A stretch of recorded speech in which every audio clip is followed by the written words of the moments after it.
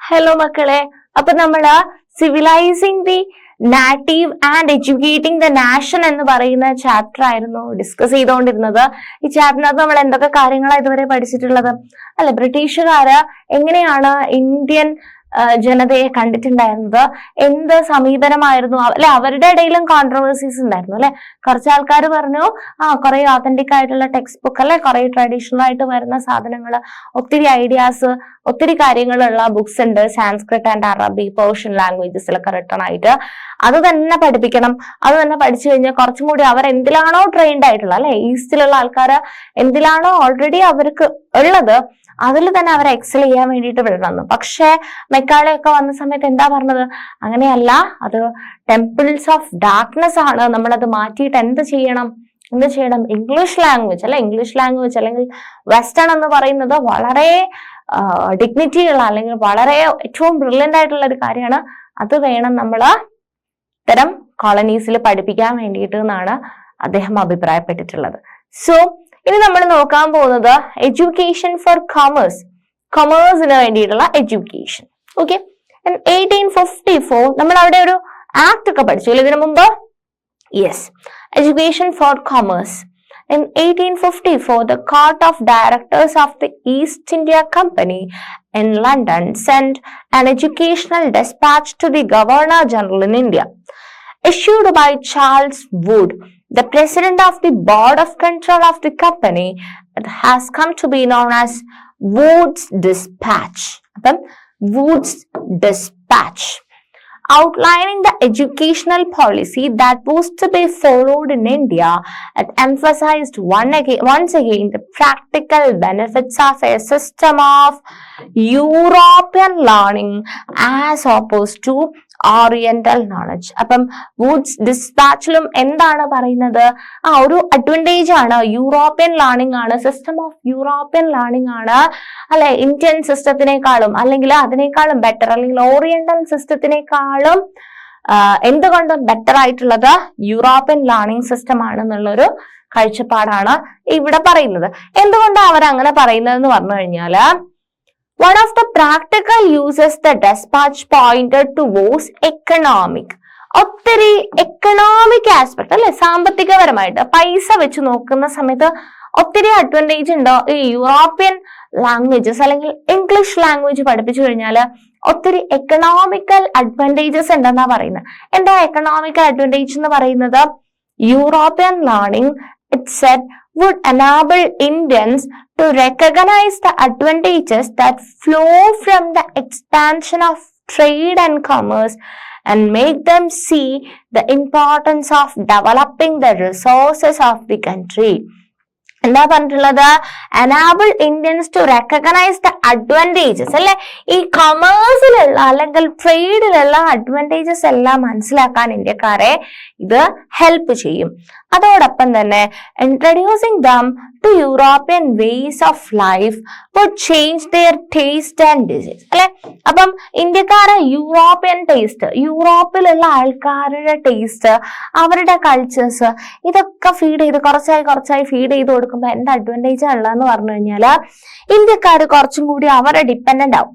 Like അവരുടെ dressing style, അല്ലെ അപ്പം അവരുടെ ക്ലോത്ത്സ്, അവരുടെ പ്രോഡക്ട്സ് ഒക്കെ നമ്മളിങ്ങനെ ഈ ഇംഗ്ലീഷ് ലാംഗ്വേജ് പഠിക്കുമ്പോൾ നമ്മൾ ബുക്സ് ഒക്കെ റെഫർ ചെയ്യും, അല്ലെ ഇംഗ്ലീഷ് ലിറ്ററേച്ചേഴ്സ്, ഇംഗ്ലീഷ് ഒത്തിരി ബുക്സ്, ഓതന്റിക് ആയിട്ടുള്ള ബുക്സ് ഒക്കെ നമ്മൾ റെഫർ ചെയ്യുന്ന സമയത്ത് എന്താണ് അവരുടെ ഒരു സിസ്റ്റം, അവർ വിശ്വസിക്കുന്ന കാര്യങ്ങൾ, അവരുടെ ട്രഡീഷൻ, അവരുടെ ടേസ്റ്റ് എല്ലാം നമ്മൾ പിക്ക് ചെയ്യും. ഇന്ത്യയിലുള്ള ആൾക്കാർ അല്ലെങ്കിൽ കോളനിയിലുള്ള ആൾക്കാരൊക്കെ ഇത് പിക്ക് ചെയ്യുന്ന സമയത്ത് എന്താ സംഭവിക്കുക? നമ്മുടെ ടേസ്റ്റ് മാറും, അല്ലെ നേരത്തെ തോർത്തും കൊണ്ട് കൊടുത്തിരുന്ന ആൾക്കാരാണെന്നുണ്ടെങ്കിൽ ബ്രിട്ടീഷുകാർ സ്യൂട്ടിലൊക്കെ കണ്ടിട്ട് ഇഷ്ടപ്പെടുമ്പോൾ അപ്പൊ അത് പർച്ചേസ് ചെയ്യാൻ, അല്ലെ അപ്പൊ അവരുടെ പ്രോഡക്റ്റ് വാങ്ങിക്കാനുള്ള ഒരു ചിന്ത, അല്ലെ ആ ഒരു ടേസ്റ്റ് ആയിരിക്കും നമുക്ക് ഇടയിൽ ഡെവലപ്പ് ചെയ്തെടുക്കാൻ വേണ്ടിയിട്ട് യൂറോപ്യൻസിന് പറ്റും. മനസ്സിലായോ? So taste and desires develop ചെയ്യും, അത് ചേഞ്ച് ചെയ്യും and create a demand for British goods. For Indians would begin to appreciate and buy things that were produced in Europe. അപ്പം അങ്ങനെ ഇന്ത്യക്കാരുടെ ടേസ്റ്റ് വ്യത്യാസം വരുന്ന സമയത്ത് അവര് യൂറോപ്പിൽ പ്രൊഡ്യൂസ് ചെയ്യുന്ന പ്രോഡക്ട്സ് ഒക്കെ യൂസ് ചെയ്യാൻ വേണ്ടിയിട്ട് ഭയങ്കര എന്തൂസിയാസ്റ്റിക് ആയിട്ട് മാറും. And Wood's dispatch also argued that European learning would improve the moral character of Indians. ഇന്ത്യൻസിന്റെ മോറൽ ക്യാരക്ടേഴ്സും കൂടെ മോറലി കുറച്ച് ഡെവലപ്മെന്റും കൂടെ ഇന്ത്യൻസിന് വരും. It would make them truthful and honest. എന്താക്കും? ഇന്ത്യയിലുള്ള ആൾക്കാർ എന്താക്കും? കുറച്ചും കൂടി ഓണസ്റ്റ് ആയിട്ടുള്ള, കുറച്ചും കൂടി സത്യം അല്ലെ, യൂറോപ്യൻ കൾച്ചർ പഠിക്കുമ്പോൾ കുറച്ചും കൂടി ഹോണസ്റ്റ് ആയിട്ടുള്ള, കുറച്ചും കൂടി ട്രൂത്ത്ഫുൾ ഒക്കെ യൂറോപ്യൻസിന്റെ കാഴ്ചപ്പാടാണ് കേട്ടോ. ഇതിൽ ഏത് ശരി ഏത് തെറ്റെന്ന് നമുക്ക് പറയാൻ പറ്റില്ല. യൂറോപ്പിലുള്ള ആൾക്കാർ, ഓരോ ആൾക്കാരും ഓരോ റിസർച്ചും കാര്യങ്ങളും സ്റ്റഡീസ് ഒക്കെ നടത്തിയിട്ട് അവർക്ക് മനസ്സിലാവുന്ന കാര്യങ്ങൾ അവർ പറയുന്നതാണ്. സോ അപ്പം ആ ഇംഗ്ലീഷ് ലാംഗ്വേജ് അല്ലെങ്കിൽ ഇംഗ്ലീഷ് കൾച്ചർ ഫോളോ ചെയ്ത് കഴിഞ്ഞാൽ അവർ ട്രൂത്ത്ഫുൾ ആൻഡ് ഹോണസ്റ്റ് ആയിട്ട് മാറും. And thus supply the company with civil servants who could be trusted and dependent upon. അപ്പം അവരെ നമ്മൾ എഡ്യൂക്കേറ്റ് ചെയ്തെടുത്ത്, ഇന്ത്യക്കാരെ എഡ്യൂക്കേറ്റ് ചെയ്തെടുക്കുകയാണെന്നുണ്ടെങ്കിൽ അല്ലെ, വളരെ ട്രൂത്ത്ഫുൾ ആയിട്ടുള്ള അല്ലെങ്കിൽ ഹോണസ്റ്റ് ആയിട്ടുള്ള കുറച്ച് സിവിൽ സർവൻസിനെ നമുക്ക് കിട്ടും. കമ്പനിക്ക് കുറച്ച് സിവിൽ സർവൻസിനെ കിട്ടും. അങ്ങനെ നമുക്ക് അവരുടെ സർവീസ് എടുക്കാൻ പറ്റും. അപ്പൊ അവരെ എഡ്യൂക്കേറ്റ് ചെയ്യുക, എന്നിട്ട് അവരുടെ സർവീസ് നമുക്ക് എടുക്കാൻ വേണ്ടിയിട്ട് പറ്റും എന്നാണ് ഇവിടെ അഭിപ്രായപ്പെടുന്നത്. The literature of East was not only full of grave errors, it could also not instill the people's sense of duty and a commitment to work, nor could it develop the skills required for administration. ഇപ്പം civil servant ഒക്കെ ആവണമെന്നുണ്ടെന്നുണ്ടെങ്കിൽ എന്ത് വേണം? ഒരു administrative skill വേണം അല്ലെ, ഒരു administration ഉള്ള ഒരു സ്കില്ല് വേണം. അങ്ങനത്തെ ആൾക്കാർക്കാണ് സിവിൽ സർവീസ് ഒക്കെ ചെയ്യാൻ പറ്റുക. സോ ആ ഒരു സ്കില്ല് ഇവിടെ അഭിപ്രായപ്പെടുന്നത് എന്താന്ന് പറഞ്ഞു കഴിഞ്ഞാല്, ഈ ഈസ്റ്റിന്റെ ലിറ്ററേച്ചർ, അതായത് ഇന്ത്യയിലൊക്കെ ഉള്ള ലിറ്ററേച്ചർ ഒക്കെ പഠിപ്പിച്ചു കഴിഞ്ഞാല് ആൾക്കാർക്ക് ട്രൂത്ത്ഫുള്ളോ ഹോണസ്റ്റോ ഒന്നും ഉണ്ടാവില്ല. അതുകൂടാതെ തന്നെ അവർക്ക് അല്ലെങ്കിൽ ഒരു കമ്മിറ്റ്മെന്റോ അവർ ചെയ്യുന്ന വർക്കിനോട് ഒരു സിൻസിയറിറ്റിയോ ഒന്നും ഉണ്ടാവില്ല. അതുപോലെ തന്നെ അഡ്മിനിസ്ട്രേറ്റീവ് സ്കിൽസും ഉണ്ടാവില്ല. അപ്പൊ നമ്മൾ ഇത്രയും എഫേർട്ട് ഇട്ട് ഇവരെ ഇങ്ങനെ പഠിപ്പിക്കുന്നതൊക്കെ വേസ്റ്റ് ആണ്. അവർക്ക് കുറച്ചും കൂടി അഡ്മിനിസ്ട്രേറ്റീവ് സ്കില്ലൊക്കെ കൊടുത്ത് അവരെ സിവിൽ സർവൻസ് ആക്കിയിട്ടൊക്കെ മാറ്റണം എന്നുണ്ടെന്നുണ്ടെങ്കിൽ ഇംഗ്ലീഷ് ലാംഗ്വേജ് പഠിപ്പിക്കണം. English system, western system of studies വേണം ഫോളോ ചെയ്യാൻ വേണ്ടിയിട്ട് എന്നാണ് ഇവിടെ ഒപ്പൈൻ ചെയ്യുന്നത്. And following the 1854 dispatch, several measures were introduced by the British. Education departments of the government were set up to extend control over all matters regarding education. Steps were taken to establish a system of university education. In 1857, while the sepoys rose in revolt in Meerut and Delhi universities were being established in Calcutta, Madras and Bombay, attempts were also made to bring about changes within the system of school education. എന്താ പറഞ്ഞിട്ടുള്ളത്? മൊത്തത്തില് education system മാറുകയാണ്. Steps were taken to establish a system of university education എന്ന് പറയുന്ന ഒരു system കൊണ്ടുവരാൻ വേണ്ടിയിട്ട് ശ്രമിക്കുകയാണ്. 1857 while the sepoys rolled and revolt in Meerut and Delhi, അല്ലെ, മീററ്റിലും ഡൽഹിയിലും ഒക്കെ ഈ സിപ്പോയ്സ് എന്ത് ചെയ്യാണ്? റിവോൾട്ട് അല്ലെ ഉണ്ടാക്കുന്ന സമയത്ത് യൂണിവേഴ്സിറ്റീസ് ഒക്കെ കൽക്കട്ടയിലും മദ്രാസിലും ബോംബെയിലൊക്കെ എസ്റ്റാബ്ലിഷ് ചെയ്യാണ്. And attempts were also made to bring about changes within the system of school education, അല്ലെ, സിസ്റ്റം ഓഫ് യൂണിവേഴ്സിറ്റി എഡ്യൂക്കേഷൻ കൊണ്ടുവരാണ്. ഇവിടുത്തെ system of school education complete ആയിട്ട് റീപ്ലേസ് ചെയ്യാൻ വേണ്ടി, അല്ലെങ്കിൽ അവിടെ ഒത്തിരി ചേഞ്ചസ് കൊണ്ടുവരാൻ വേണ്ടിയിട്ട് ശ്രമിക്കുകയാണ്. Next, the demand for moral education. The demand for moral education. Argument for practical education was strongly criticized by the Christian missionaries in India in the 19th century. Okay, the argument for practical education criticized ചെയ്യാണ് Christian missionaries in India. The missionaries felt that education should attempt to improve the moral character of the people, and morality could be improved only through Christian education. ഇവിടെ എന്താ പറയുന്നത്? Education എന്ന് പറയുന്നത് ചുമ്മാ എന്തെങ്കിലും പഠിപ്പിച്ചാൽ പോരാ. Education കിട്ടുന്ന, അല്ലെ, എഡ്യൂക്കേറ്റഡ് ആയിട്ടുള്ള ആളുടെ മോറൽ ഡെവലപ്മെന്റ് അല്ലെ, മോറലി കുറച്ച് അഡ്വാൻറ്റേജ് അല്ലെങ്കിൽ മൊറാലിറ്റിയിൽ കുറച്ച് വ്യത്യാസം വരുത്തേണ്ടതുണ്ട്. അത് സാധ്യമാവണം എന്നുണ്ടെങ്കിൽ എന്ത് വേണം? ക്രിസ്ത്യൻ എഡ്യൂക്കേഷൻ ഉണ്ടെങ്കിൽ മാത്രമേ ആ ഒരു മോറൽ ആസ്പെക്റ്റിലും കൂടെ എന്ത് വരുള്ളൂ, ഒരു ഡെവലപ്മെന്റ് വരത്തുള്ളൂ എന്നാണ് ഇവിടെ ഒപ്പൈൻ ചെയ്യുന്നത്. Until 1830, the East India Company was opposed to missionary activities in India. അപ്പം 1813 വരെ ഈസ്റ്റ് ഇന്ത്യ കമ്പനി ഇന്ത്യയിൽ മിഷണറി ആക്ടിവിറ്റീസിനൊക്കെ എഗെയിൻസ്റ്റ് ആയിരുന്നു. And it feared that missionary activities would provoke reaction amongst the local population and make them suspicious of British presence in India. അപ്പം അതെന്തുകൊണ്ടാണ് 1813 വരെ missionary education സിസ്റ്റത്തിനെ Britain oppose ചെയ്തെന്ന് പറഞ്ഞു കഴിഞ്ഞാൽ അവരെന്താ മനസ്സിലാക്കിയിട്ടുള്ളത്? ഇൻ കേസ് ഇവിടെ മിഷണറി എഡ്യൂക്കേഷൻ പ്രോത്സാഹിപ്പിച്ചു കഴിഞ്ഞു കഴിഞ്ഞാൽ, പ്രൊമോട്ട് ചെയ്ത് കഴിഞ്ഞു കഴിഞ്ഞാൽ അല്ലെ, ആൾക്കാരെ എഡ്യൂക്കേറ്റഡ് ആയിട്ട് അവര് സസ്പീഷ്യസ് ആയിരിക്കും. എന്തിനാണ് ബ്രിട്ടീഷുകാര് ഇവിടെ ഇന്ത്യയിൽ കൂടുതൽ ആധിപത്യം കാണിക്കുന്നത്, എന്തിനാണ് വേറൊരു ആൾക്കാർ ഇവിടെ വന്നിട്ട് ഭരിക്കേണ്ട ആവശ്യം എന്താണ് എന്ന് പറഞ്ഞിട്ട് ബ്രിട്ടനെ ഇന്ത്യക്കാര് ഒരുമിച്ച് കൂടി അല്ലെ സ്ട്രെങ്തൻ ആയിട്ട് പുറത്തേക്ക് തള്ളിപ്പോക്കാനുള്ള ഒരു ട്രയൽ നടത്തുമെന്ന് ബ്രിട്ടീഷിന് നന്നായിട്ട് അറിയാമായിരുന്നു. അതുകൊണ്ടാണ് until 1813 the East India Company was opposed to missionary activities in India. Unable to establish an institution within British-controlled territories, the missionaries set up a mission at Serampore in an area under the control of the Danish East India Company. A printing press was set up in 1800 and a college established in 1818.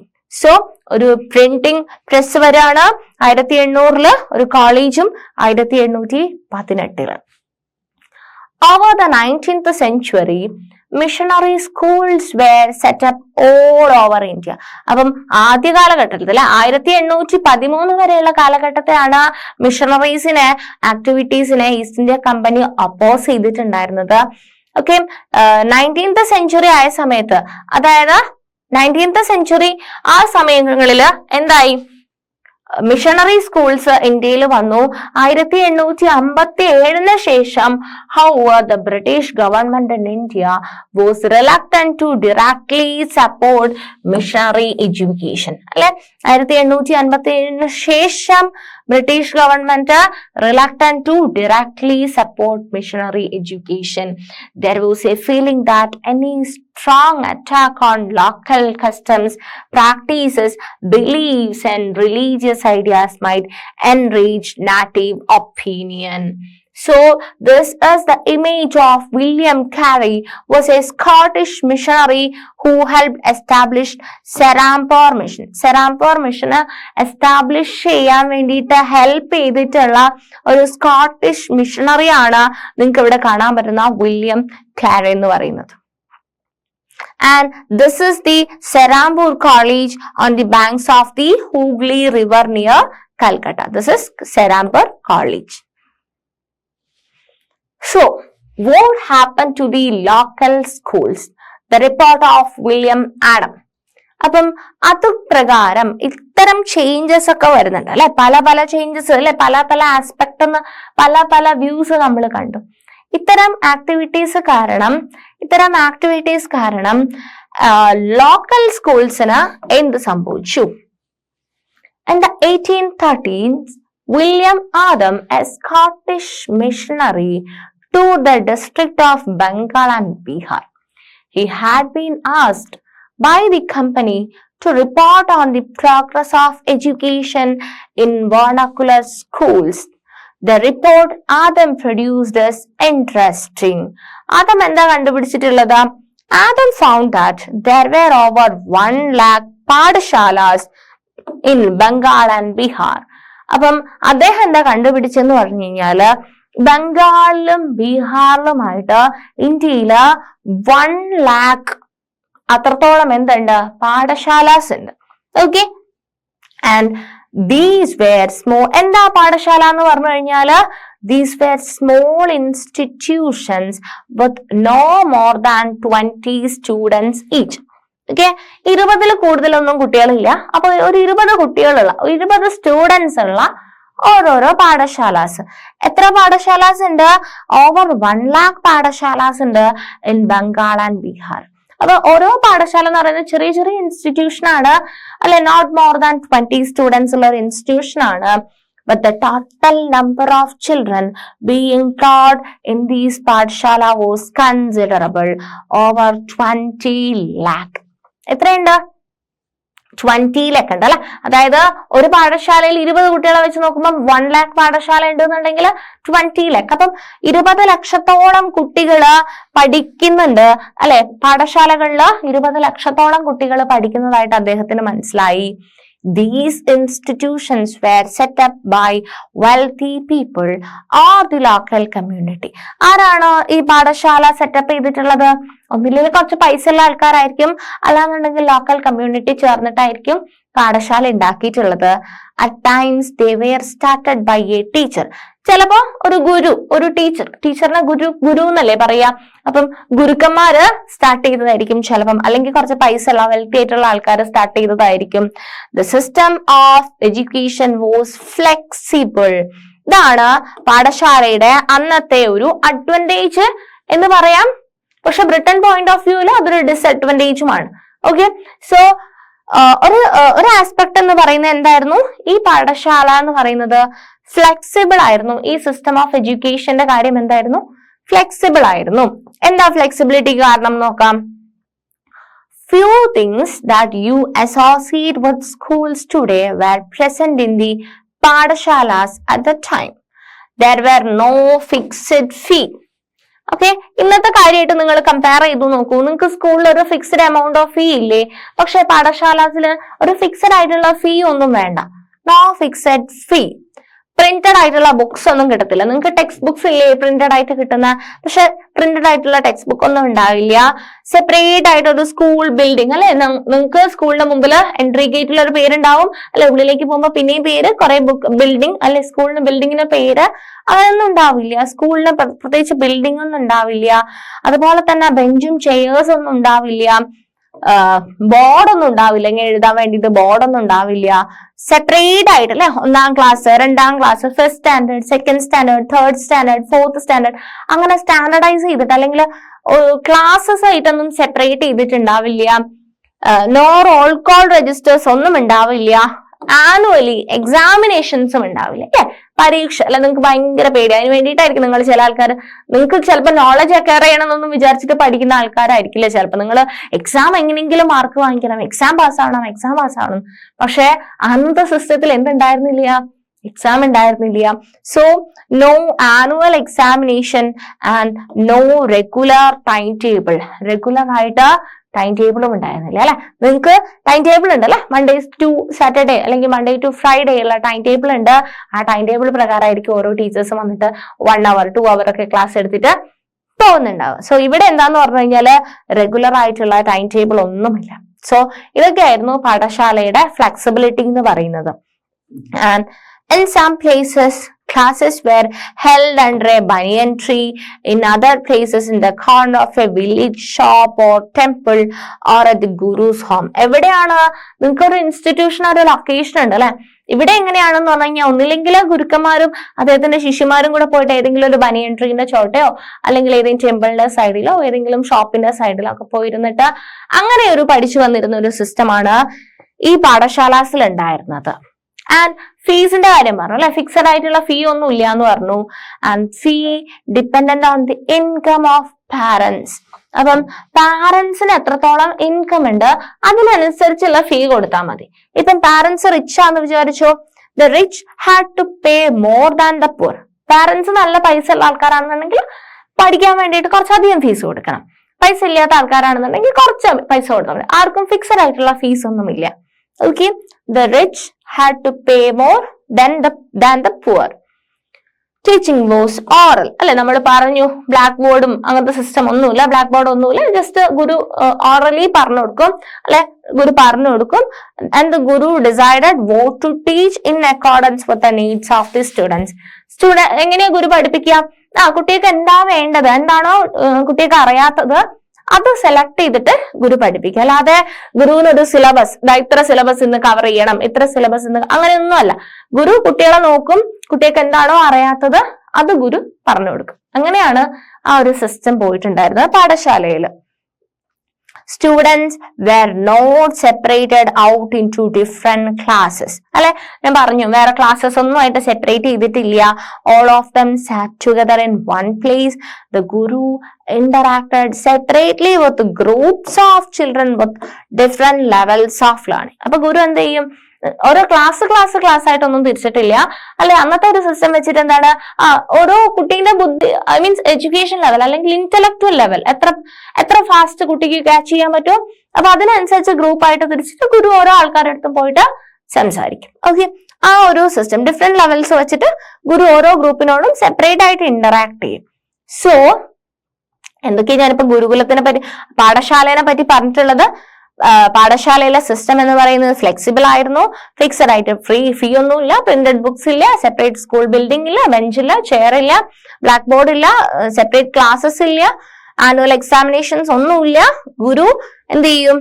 Class ആയിട്ട് divide ചെയ്യും, group ആയിട്ട് divide ചെയ്യും. ഇന്റലക്ച്വലിന്റെ ബേസിസിൽ fixed ആയിട്ടുള്ള ഒരു പേയ്മെന്റിൽ പൈസ കൂടുതലുള്ള ആൾക്കാർക്ക് കൂടുതൽ പേ ചെയ്യാം, പൈസ കുറവുള്ള ആൾക്കാർക്ക് കുറവ് പേ ചെയ്യാം. ആൻഡ് ഗുരു പ്രത്യേകിച്ച് ബിൽഡിങ്സ് ഒന്നും എടുത്തിട്ടല്ല, ബനിയൻ ട്രീന്റെയോ അമ്പലത്തിന്റെ സൈഡിലൊക്കെ പോയിട്ടാണ് ക്ലാസ്സസ് കൊടുത്തോണ്ടിരുന്നത് ഓറലി അല്ലെ. And Adam discovered that this flexible system was suited to local needs. ആഡത്തിന് എന്ത് മനസ്സിലായി? ഈ ഒരു ഫ്ലെക്സിബിൾ സിസ്റ്റം എന്ന് പറയുന്നത് ലോക്കൽ നീഡിന് വേണ്ടിയിട്ട് ഉള്ളതാണ്. For instance, classes were not held during harvest time when rural children often worked in the fields. എന്താണ്? കൊയ്ത്തുത്സവത്തിന്റെ അല്ലെങ്കിൽ കൊയ്ത്തിന്റെ സമയം, ഹാർവസ്റ്റ് സീസൺ ആകുന്ന സമയത്ത് അല്ലെ, പാരന്റ്സിനെ ഹെൽപ്പ് ചെയ്യാൻ വേണ്ടിയിട്ട് എന്ത് ചെയ്യും? കുട്ടികള് പഠിക്കാനൊന്നും പോകില്ല. ആ സമയത്ത് ഗുരു എന്ത് ചെയ്യും? അവർക്ക് ഇപ്പൊ അവർ ബിസിയാണ്, അപ്പൊ അവർക്ക് അവരുടേതായ ജോലി ഉണ്ടാവും, ആക്ടിവിറ്റീസ് ഉണ്ടാവും, അപ്പൊ ആ സമയത്ത് ക്ലാസ്സസ് ഉണ്ടാവില്ല. അപ്പൊ ഹാർവസ്റ്റ് സീസൺ ആകുമ്പോൾ അവർക്ക് അവരുടെ പാരന്റ്സിനെ ഹെൽപ്പ് ചെയ്യാൻ വേണ്ടി പോവാം. ഇനി ആ സീസൺ ഒക്കെ കഴിഞ്ഞ് കഴിയുമ്പോൾ അവർക്ക് തിരിച്ച് ഗുരുവിന്റെ അടുത്തേക്ക് വരാം. കാരണം ഇത്ര സിലബസ് ഇന്ന ടൈമിൽ കംപ്ലീറ്റ് ചെയ്യണം അങ്ങനെയൊന്നും ഇല്ലല്ലോ. And the Pathshala started once again when the crops had been cut and stored. This meant that even children of peasant families could study. അപ്പൊ എന്താണ് അതിന്റെ ഒരു അഡ്വാൻറ്റേജ്? എന്താണ് അല്ലെ, പെസന്റ് ആയിട്ടുള്ള അല്ലെ പെസൻട്രി ലൈഫ്, പെസന്റ് ഫാമിലീസിലുള്ള ആൾക്കാർക്ക് പോലും എഡ്യൂക്കേഷൻ ആക്സസിബിൾ ആണ് അല്ലെ. അവർക്ക് പെസൻസ് ആയതുകൊണ്ട് അവർക്ക് ഹാർവസ്റ്റ് സീസൺ ആകുന്ന സമയത്ത് അവർക്ക് പഠിക്കാൻ വേണ്ടി പോകാൻ പറ്റുന്നില്ല. വേണ്ട, ആ സമയം പഠിക്കണ്ട, അവര് ഈ ഹാർവസ്റ്റ് സീസൺ എല്ലാം കഴിഞ്ഞ് ക്രോപ്സ് ഒക്കെ സേഫ് ആക്കി വെച്ചതിന് ശേഷം വന്ന് പഠിച്ചാൽ മതി. അപ്പൊ അങ്ങനെ ഫ്ലെക്സിബിൾ ആയിട്ടുള്ള ഒരു ടൈം ആയിരുന്നു ഈ പാഠശാലയിൽ കൊടുത്തിട്ടുണ്ടായിരുന്നത്. ആൻഡ് സോ ഇത്രയാണ് നമുക്ക് പാഠശാലയെ പറ്റിയിട്ട് പഠിക്കാനുള്ളത്. അപ്പം ആഡം ഇതിന് എന്തെങ്കിലും സൊല്യൂഷൻ കണ്ടിട്ടുണ്ടോ? അല്ലെങ്കിൽ ഇങ്ങനെ ഇരിക്കുന്ന ഒരു സമയത്താണ് ആഡം എന്തെങ്കിലും ഇന്റർവെൻഷൻസ് എങ്ങനെയാണ് വന്നിട്ടുള്ളത്, എങ്ങനെയാണ് അവർ ആ ഒരു മെത്തേഡ് ഇംപ്ലിമെന്റ് ചെയ്തത് എന്നുള്ള കാര്യങ്ങളൊക്കെ നമുക്ക് പഠിക്കണം. അത് നമുക്ക് നെക്സ്റ്റ് വേറൊരു സെഷനിൽ ഡിസ്കസ് ചെയ്യാം. നമ്മൾ എന്തൊക്കെ കാര്യങ്ങളാണ് മക്കളെ ഇതുവരെ പഠിച്ചിട്ടുണ്ടായിരുന്നത്? ഈ ഒരു സെഷനിൽ നമ്മള് എഡ്യൂക്കേഷൻ ഫോർ കോമേഴ്സ് എന്താ ഇവിടെ പറയുന്നത്? വുഡ്സ് ഡിസ്പാച്ചില് എന്താ പറയുന്നത്? യൂറോപ്യൻ ലേണിംഗ് സിസ്റ്റം വേണം എസ്റ്റാബ്ലിഷ് ചെയ്യാൻ വേണ്ടിയിട്ട്. കാരണം എന്താന്ന് പറഞ്ഞു കഴിഞ്ഞാൽ കുറച്ച് എക്കണോമിക് അഡ്വാൻറ്റേജ് ഉള്ളത് കൊണ്ടാണ്. എന്താണ്? കൂടുതലായിട്ട് അഡ്മിനിസ്ട്രേറ്റീവ് പവറും സ്കില്ലും അല്ലെങ്കിൽ ഒരു ട്രൂത്ത്, ഹോണസ്റ്റ് ഉള്ള ഒരു സിവിൽ സർവന്റ് ഒക്കെ ആക്കി എടുക്കണം എന്നുണ്ടെന്നുണ്ടെങ്കിൽ എന്ത് വേണം ചെയ്യാൻ വേണ്ടിയിട്ട്?